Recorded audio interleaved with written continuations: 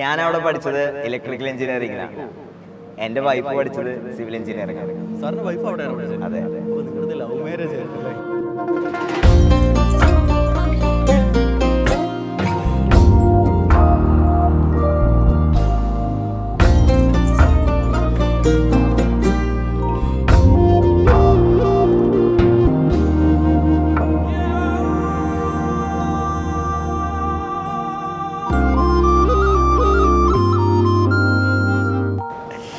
അല്ല, ഞാനും എൻ്റെ വൈഫും വെവ്വേറെ സമയത്താണ് IIT മദ്രാസിൽ പഠിച്ചത്. പക്ഷെ ഞങ്ങൾ രണ്ടുപേരും IIT പഠിച്ചതുകൊണ്ട് IIT മദ്രാസ് എന്ന് പറയുന്നത് ശരിക്കും ഡേ ടു ഡേ വീട്ടിലൊരു കുടുംബകാര്യം പോലെ തന്നെയാണ്.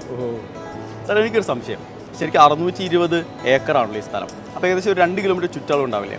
അപ്പോൾ ഡിപ്പാർട്ട്മെന്റിലേക്ക് കുട്ടികൾക്ക് എത്തിപ്പെടാൻ ഭയങ്കര പാടായിരിക്കില്ലേ അവിടെ? സാറേ, ക്യാമ്പസിനുള്ളിൽ ബസ് സർവീസ് ഉണ്ട്, ഫുൾ ഫ്രീ ആണ്.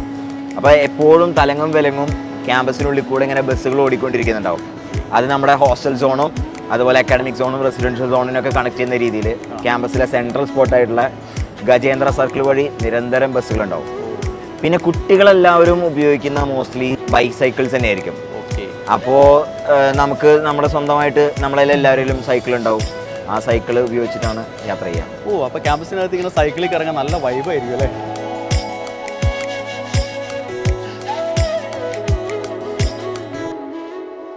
പിന്നെ അല്ലാണ്ട് ആ ക്യാമ്പസിനുള്ളിൽ ഒരു 1000കണക്കിന് സൈക്കിളുകൾ ഒരേ സമയം റൺ ചെയ്യുന്നുണ്ടാവും. അത് മാത്രമല്ല, കുട്ടികൾ ഇപ്പം എനിക്ക് തോന്നുന്നത് ഞാൻ അവിടെ പഠിച്ച സമയം ഏകദേശം ഒരു 5000 കിലോമീറ്ററോളം സൈക്കിളിൽ സഞ്ചരിച്ചിട്ടുണ്ട്.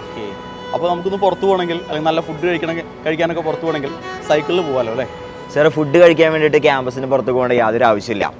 കാരണം ക്യാമ്പസിനുള്ളിൽ തന്നെ കോമൺ മെസ്സ് ഉണ്ട് എല്ലാവർക്കും. മെസ്സ്, മെഗാ മെസ്സ് ഉൾപ്പെടെ, ഹിമാലയ എന്ന് പറഞ്ഞ മെഗാ മെസ്സ് ഉൾപ്പെടെ ഉള്ള മെസ്സ്, കഫറ്റീരിയകൾ, പിന്നെ നമുക്ക് വേണ്ടി കഫേ കോഫി ഡേ, പിന്നെ ചെന്നൈയിൽ തന്നെ ഏറ്റവും ഫേമസ് ആയിട്ടുള്ള അറേബ്യൻ റെസ്റ്റോറൻറ്റ് ഉണ്ട്, സൈത്തൂൻ്റെ ബ്രാഞ്ച് ഉണ്ട് ക്യാമ്പസിനുള്ളിൽ. പിന്നെ മെസ്സിൽ തന്നെ നമുക്ക് സൗത്ത് ഇന്ത്യൻ ഡിഷ് കിട്ടും, നോർത്ത് ഇന്ത്യൻ ഡിഷ് കിട്ടും. അതേപോലെ തന്നെ നമ്മൾ മലയാളികൾക്ക് വേണ്ട സ്പെഷ്യൽ മെനു ആണെങ്കിൽ അത് ഉൾപ്പെടെ ക്യാമ്പസിനുള്ളിൽ അവൈലബിൾ ആണ്.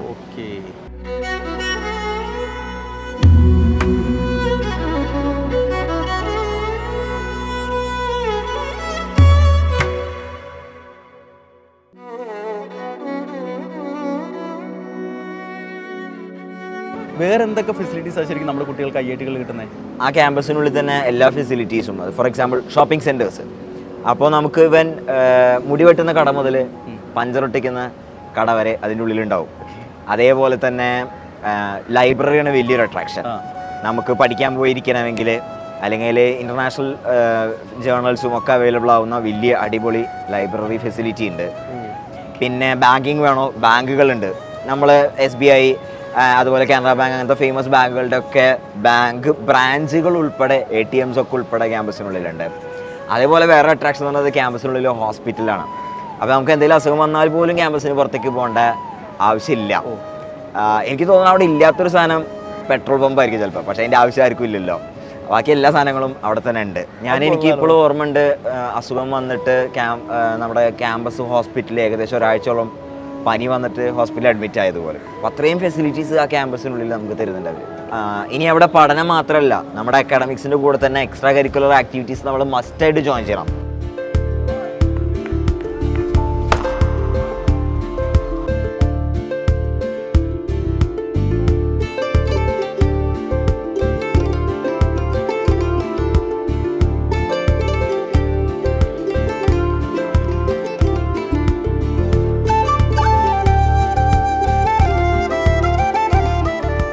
അതൊന്നെങ്കിൽ NSS സർവീസോ അല്ലെങ്കിൽ NCCയോ അല്ലെങ്കിൽ എന്തെങ്കിലും ഒരു സ്പോർട്സിൽ നമ്മൾ എൻറോൾ ചെയ്യണം. അത് കംപ്ലീറ്റ് ചെയ്താൽ മാത്രമേ നമുക്ക് കോഴ്സ് കഴിഞ്ഞ് പുറത്തേക്ക് ഇറങ്ങാൻ പറ്റുള്ളൂ. അക്കാഡമിക് സോൺ ആവട്ടെ, അതായത് ഡിപ്പാർട്ട്മെൻറ്റുകളൊക്കെ ആവട്ടെ, ഹോസ്റ്റൽ സോൺ ആവട്ടെ അല്ലെങ്കിൽ റെസിഡൻഷ്യൽ സോൺ ആവട്ടെ, ഇവിടെയൊക്കെ through out the campus high speed internet connectivity available ആണ്.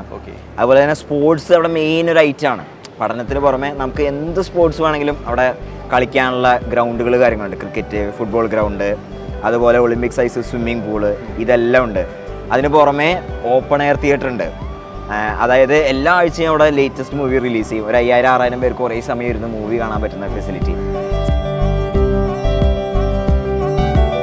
സാറിന് ഒരു 12 കൊല്ലം മുമ്പ് 2011 ക്രിക്കറ്റ് വേൾഡ് കപ്പ് സാറിന് ഓർമ്മ ഉണ്ടോ?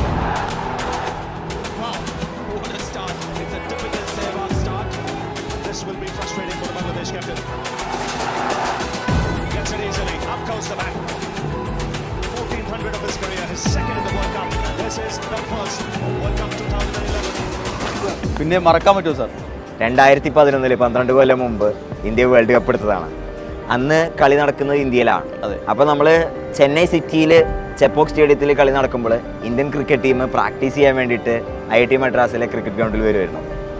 അതുപോലെ തന്നെ ഭയങ്കരമായിട്ട് ഇപ്പോഴും നല്ല ഓർമ്മയിലുള്ളൊരു കാര്യം എന്ന് വെച്ചാൽ അന്നത്തെ world cup final open air തിയേറ്ററിൽ ഇരുന്നിട്ട് ആ ക്യാമ്പസിനുള്ളിൽ ആയിരക്കണക്കിന് കുട്ടികളുടെ ഒപ്പം ഇരുന്നിട്ട് ആ ഫൈനൽ കാണുന്നതും ഇന്ത്യ കപ്പ് എടുക്കുന്നതൊക്കെ കാണാൻ പറ്റുന്ന ഭയങ്കര ഒരു ഫീലിംഗ് ആയിരുന്നു.